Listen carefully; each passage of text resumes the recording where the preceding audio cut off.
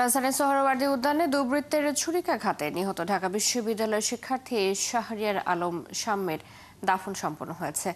গ্রামের বাড়ি সিরাজগঞ্জের বেলকুচি উপজেলার সরাতৈল গ্রামে দাফন করা হয়েছে শামকে।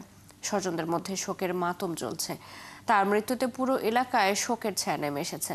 একই সাথে হত্যাকারীদের ফাঁসির দাবি জানিয়েছেন স্বজনরা। সহকর্মীদের তথ্য ও ছবিতে প্রতিবেদন। এসএসসি পাশ করার পর পরিবারের সাথে ঢাকায় চলে আসে শাম্য। পরে ঢাকা বিশ্ববিদ্যালয়ে ভর্তি হয়ে শিক্ষা ও গবেষণা ইনস্টিটিউটে পড়াশোনা করছিলেন। পাশাপাশি জড়িত ছিলেন ছাত্রদলের রাজনীতির সাথে। মঙ্গলবার রাতে সোহরাওয়ার্দী উদ্যান মুক্তমঞ্চের পাশ দিয়ে মোটরসাইকেল চালিয়ে যাচ্ছিলেন তিনি।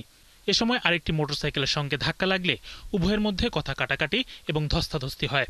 এক পর্যায়ে শাম্যকে ধারালো অস্ত্র দিয়ে ডান পায়ে আঘাত করে পালিয়ে যায় দুর্বৃত্তরা। পরে রাত 12টার দিকে রক্তাক্ত অবস্থায় শাম্যকে ঢাকা মেডিকেল কলেজ হাসপাতালে নেওয়া হলে চিকিৎসক তাকে মৃত ঘোষণা করেন। শাম্যের মৃত্যুতে তার পরিবারে চলছে শোকের মাতম। স্বজন ও এলাকাবাসী দ্রুত হত্যাকারীদের গ্রেপ্তার ও শাস্তির দাবি জানিয়েছেন। শামু ছেলে হিসেবে খুব ভালো ছিল, নম্রভদ্র, শিক্ষিত ছিল। শামু খুবই ভালো ছেলে, লেখাপড়া করে। আমরা এবং গ্রামবাসী যারা আছে তারা এই জিনিসটা মেনে নিতে পারছি না। আমরা সরকারের কাছে আকুল আবেদন জানাচ্ছি, অতি দ্রুত সময়ের মধ্যে একটা কঠিন একটা বিচার আমরা দেখে যেতে চাই।